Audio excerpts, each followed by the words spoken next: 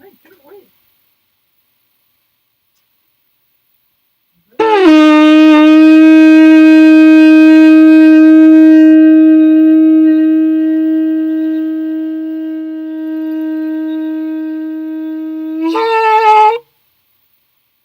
That's the shofar of Yasharel calling you to the greatest pilgrimage in the history of the world, to the formation of the restored nation of Yasharel for the latter days.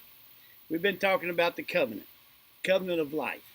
We've been through the first two of the commandments, and they are life changing. In fact, the first two commandments will make you a billionaire if you'll follow them and pay attention. Now, the third one is so important. It is about his name, honoring his name. Now, so many Christians have said this third commandment about don't belittle or blaspheme the name of God. They're really doing it in the same verse that they're reading because they're taking God's name out of that very verse. He tells you that his name is Yahuwah, and so they take it out. And then they talk about, oh, it's saying words like, damn or shit or some other kind of crass slang words. No, it's not. Those are just slang words, and we don't say them on here because we don't want to offend people and offend you with your children. But that's not blaspheming God. Blaspheming God is when you call him a murderer, when you call him a sex trafficker, when you imply that he enslaves people, that he causes women to be sex slaves. You know, when you imply that he said, go take the land of the Hittites, that's blaspheming his name. When you say, oh, wives, submit yourselves to your husbands as if they're God, that's blasphemy. When you say to them, slaves, obey your masters as if they're God, that's blasphemy. When you say, resist not evil, like it's in Matthew 5:39, that's blasphemy. When you say, blessed are the poor in spirit, that's blasphemy. When you say, the Lord is my shepherd, that's blasphemy. The Lord's not there. The Lord is, that's the title of a couple of 100,000 Englishmen who own land. Lord, Lord this, Lord that, Lord so on. In Spanish, they call it Señor. Well, that's the same word as for Mr. That's blaspheming God when you call him Señor. In Indonesia, they call him Tuhan. In Africa, they call him Buana. That's blaspheming our Creator. So, let's get rid of the blasphemy. But it goes one further. It means you honor his character. Now, today, I'm going to read from this passage on what honoring his character means. Because there are 7 eternal principles or identifications of who Yahuwah is. He says, my name is my 7 eternal identities or principles. I do not enslave, I set free. I bow before no one. I am love in freedom. I do not tolerate the slavery of women, children, or men for long. I give freedom to those to choose my ways or evil lies only for a season. You have only a season to choose. I do not murder. I keep my pledges. I do not steal. I do not lie. I do not envy. Those who teach such gods are liars, for they do not know me. These 7 principles are Yahuwah. They are our God. My sacred eternal name, treat with respect, for I cannot hold him sinless who dishonors my name. For these are your first gate of salvation. These first 3. It's your first gate of salvation. You can't be saved without them. Say, Rafa, you telling me that if I don't believe that God has these characters, I can't know him, I can't be saved? That's exactly what I'm saying. Because the word says that. That's what it says. I cannot hold him sinless. If you think of God as an envy of a jealous God, like the Holy Bible says, you can't be saved. If you think that he's a God of stealing, go take the land of the Hittites, you can't be saved. If you think he's a God of murder, hey, you're going, if you think that that Noah's worldwide flood story is correct, you can't be saved because you're blaspheming the name of Yahuwah.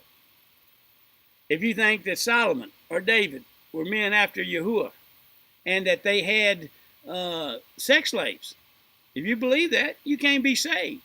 That Holy Bible is a deception, and it came from hell, and it's going back to hell. Now, Yahuwah can still use it to teach you because 1/3 of that Holy Bible does contain the original scriptures. And that's why you can feel it in your heart when you read certain passages. You know, oh, it inspires you. That comes from God. And he does speak to you through it. But you see, the danger of that is, it's the same danger as if you brought your children in and you said, now, kids, 2/3 of the bowls right here are filled with poisonous foods. 1/3 of them are good. Now, y'all enjoy. Y'all have a good meal. You're not going to do that. Not with your kids. If somebody came in your house and polluted 2/3 of your house with poison, you'd be mad. You'd be angry. You know, you'd want somebody's head. But, you know, you can go to church and they preach this in the Holy Bible, and then you come out, oh, the Lord is good. The Lord ain't good. The Lord never has been good. The Lord is evil because he deceives you. And if you follow the Lord, he will cause great damage to your family and to yourself and to your happiness. Time to get out. All right. Those 7 things, that makes up his name. What's the 4th? Well, the 4th one is about the Sabbath day. And he says, remember the Sabbath day. It's the only one of the commandments where he says, remember. Why did he say remember? Zakar. Because he knew that Satan would come against it. You know, you say, well, yeah, but I have my own Sabbath day. I hope it doesn't offend you too bad, but may I remind you that you are not the creator. May I remind you that one day your little puny body's going to die and lay rotten in the ground. The worm's going to eat it. And Almighty Yahuwah is going to be still in his heaven. Just in case you have some people have a hard time distinguishing between God and themselves. We barbarians don't. Create your own religion and go to hell with it and go to the cosmic incinerator. It ain't going to make a bit of difference in the future to the kingdom of heaven. Now, we'll miss you, I guess. We won't even know you, so I guess we won't miss you. But if you're hungry to live as Yahuwah made you to live you with eternal life, to bring your family and your kids, you ought to love them enough at least to want them to have the bread of life. I hope you do. We are. And we're trying our best to get the truth to your kids if you don't. Well, this Sabbath day is important. Say, what is a Sabbath day? It's not Sunday. That's the sun god day. And it's not really Saturn's day either, even though it's the same day as the pagans worship Saturn on. Saturn didn't create that day, Yahuwah did. And so basically it is Yah's day 1, 2, 3, 4, 5, 6, and Sabbath. We simply use that. You're free to use 7th day if you want to. There's nothing magical about Sabbath day. It's just the 7th day. Everything in life is in 7s. Now, this is a sign of that's going to greatly bless you, so you can tell the difference between pagan things and Yah's things. You know, the days of the week are described in terms of 7. You know, that's an odd number because 7's a prime number, but it's a very high prime number. Why did he choose that? He chose it as a sign so you could understand him. The Sabbath day is a day to be set apart to study about Yahuwah. You know why? One of the reasons why the world doesn't know much about Yahuwah, why America doesn't know about Yahuwah, why Christianity doesn't, is because they didn't honor the Sabbath day. Those who have honored the Sabbath day, even if they've been pagans, they've had a lot more insight than the others of us.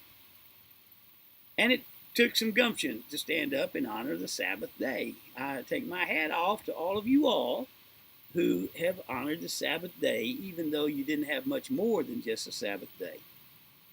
But it is a special blessing that comes upon us. But it's not just that day, it is the Sabbath everything. You know, we're trying more and more to get our whole lives orchestrated in units of 7 minutes.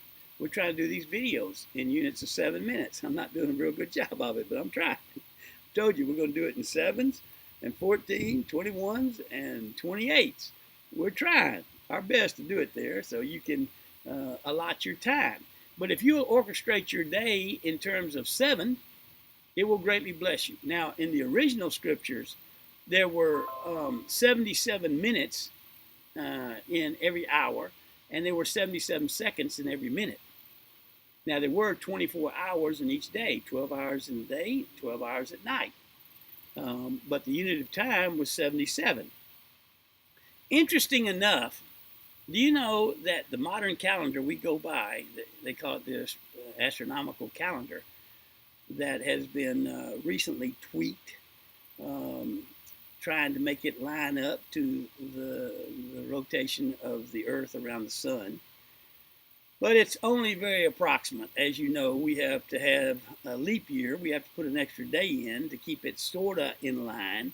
But even that won't align it exactly. In fact, very few people know what a real year is. A year is actually 365.2422 days. Exactly. And you say, gosh, if God were trying to impress us, why didn't he use some even number like 360? We could get it. Aha. Well, you got to look deeper at it. Because in God's calendar, in the original scriptures, he breaks down time in units of 7. You know, he talks about the 7th hour. What's the 7th hour? Most people don't know. Well, the 7th hour is an hour of prayer. It's an hour of listening to the Father. If you'll start incorporating that 7th hour, and I'm going to let you study it and you figure out what it is, it will be an enormous blessing to your life. If you figure out what you're supposed to do on the 7th week, you're supposed to do on the 7th month, and especially what you're supposed to do on the 7th year. It's amazing. On the 7th year, you're supposed to take an entire year off with your family to go and rest. Go and enjoy life. You say, oh, that'd be great. I can't afford it. You know why you can't afford it? Because you haven't put God first in your life. If you put God first in your life, you could afford it. Because then you'd know how to make money and know how to store money and how to handle money, and you'd have plenty of money for a 7th year. Well, you could take your whole family. It'd be one of the greatest years you'd ever spend with your family. Go on a mission trip. Go tell somebody. Go preach. Go teach somebody. Take them to China. Take them to Indonesia. Take them to South America. Take them to Africa. It'd be something they'd never forget. And it would educate them on foreign cultures. But no, they missed that experience because you thought you were smarter and you're going to put you first instead of God first. You tired of putting you first? Ready to put God first in your life? When you seek me with all your heart, I will be found, says Yahuwah. Well, I want to tell you there's an abundant life out there that's waiting for you. There simply is no way you're going to persuade Rafa to go back in the old Christian life I used to have. And it was pretty nice. Satan was trying to keep me in it. You know, it was very nice, in fact. But it was nothing like being a barbarian, being a son of the Son of Yah. Well, that's part of this Sabbath day. Is he wants to bless you. He wants to show you real life. He wants to show you how to go swimming with your kids, how to take them for a couple of weeks mountain climbing in the Himalayas, maybe a couple of months. You know, that's unheard of for most people. It won't be for you if you start walking in the way of Yah and doing things his way. 5th commandment. Well, let me back up. The 4th commandment also, it has several key ingredients to it. One is that it's a time of reading his word. And the first most important part of Sabbath is your family. It's not gathering together to worship with big congregations. I mean, that's exhausting, getting ready to go to church, that back and forth. No, first of all, get your family together. And even if it's just you and your wife, you and your loved one, get them together and read his word and pray. And more importantly, listen. Listen to what the word says to you. Play one of these videos here, and you can learn what the word teaches you in that. Make it part of your every week, just like it's a time of ingesting. It's a time of getting a spiritual checkup from the neck up. It's a time of learning the most important things of your entire life. So practice Sabbath. And then it is also important for us to gather together. You don't have to do it on Sabbath, but it is fun to gather together worldwide. You can do it through these videos that we're making for you. You can play it at your convenience for your family. You can also join with us on some of our worldwide webinars that we're going to be having. And they're a little more cumbersome because not everybody can talk at that time. But you have a place there where we can join together with fellow Yahuwahans around the world, and they're growing in every nation. And then also, and we do this on Sabbath afternoon, go play with your family, play with your kids, go do something fun. Rest means replenish your life, replenish your soul. Go enjoy life with your family, with your love. Play with each other. Make some raucous love. Take time to plan it. Be happy. Be joyful. Learn to dance. On Sabbath nights in the future, you're going to find Yasserel having dances. We're going to have parties. We're going to have feasts. And we're going to invite everybody to come to them. It's going to be a lot of fun. Sabbath days. What's the fifth one? Fifth one is that you honor your father and mother in Yahuwah. You say, wait a minute, that sounds like interpersonal. I know, it does. But actually, it's between you and your father. Because the key is they're in Yahuwah. You see, a lot of us had good parents. Some of us didn't. But it doesn't say we're to follow our parents and honor them in everything. Some of us had lousy parents. Some of us had good parents. They raised us right. But almost none of us had parents that taught us about Yahuwah. They didn't know about Yahuwah. Their parents didn't know about Yahuwah. Their preachers didn't know about Yahuwah. Their churches didn't know about Yahuwah. Why? Because nobody put God first to go look it up. But this is the latter days when things are going to change. And now we have ready access to the teachings of Yahuwah's word and to the meaning of Yahuwah's name. All right. Our parents in Yahuwah, who are they?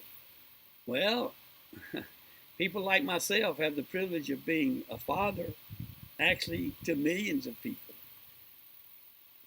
Hundreds of thousands that in these last 20 years I've had the privilege of being their father. I'm teaching them about Yahuwah. I'm their father in Yahuwah, and they honor me for that. I'm so grateful. I love them. That's why I've adopted so many boys. I have them in 37 nations across the world, and I hope to have some more. I love these boys. And you say, how can you take care of those kids? Well, you can't. But I have an army of people that Yahuwah has brought and given them a heart to actually do the hands-on training on these boys and bring them up. I'm the only American that was involved in the Middle East, so my American citizenship gives them some protection from the radical Muslim terrorists that are over in that part of the world. And so far, Yahuwah has enabled me to pay for them and provide the money for them. And I trust that he'll continue to do that. Actually, it's my sons who've grown up, who run the companies, that provide the money now. So I don't do much except love on them and try to remember their names. Okay, that is the 5. You got it now? First one, you got to live free. I'm going to just summarize it. Live free or die fighting. Get those pagan gods out of your face. Number 2 is don't bow down to anyone, any pagan authority. Bow down to Yahuwah alone. And the only government that you bow under or submit to is the government of Yasharel. And the government of Yasharel is very specific. It's not me. It's not going to be any other person. It's not going to be a king. It will never be a king. It's going to be a Yahocracy. It's going to be a two-thirds vote of the people interpreting the word of Yah, the principles of Yah, into specific situations, such as how much import tax do we charge for this? How do we build this road? Okay, what about vacation houses? How are we going to split all this up? The governments of Yasharel, it always operates its businesses on the principle of love your neighbor as yourself. 50% of the profit of the company goes to the people who work for it. The other 50% goes in a common fund that then is invested on behalf of Yasharel and other profitable companies. And then after 7 years, it's divided back out according to how much you put in. And we have no poor among us. No poor. We start out at 25 cents a day. Now, it doesn't sound like much, but we're actually up to about $2.50 a day worldwide. Some of us make a lot more than that, but it may not sound a whole lot to you, but it is a lot more. That's 7 times more. Well, actually, we're right at $3 a day right now. That's almost 8 times what we were making when we first started 14 years ago. All right, that'll continue to grow, by the way, and escalate. We started among the poorest people on planet Earth, and taking care of young boys and that were targeted to be suicide bombers for Al Qaeda and for other terrorists, and that's changed enormously now. All right, the next 5, real quickly. The next 5, whoops, I promise you, I'm going to try to keep these in these units of 7, so we're going to have to wait till the next, just turn it over to the next video. Blessings to you.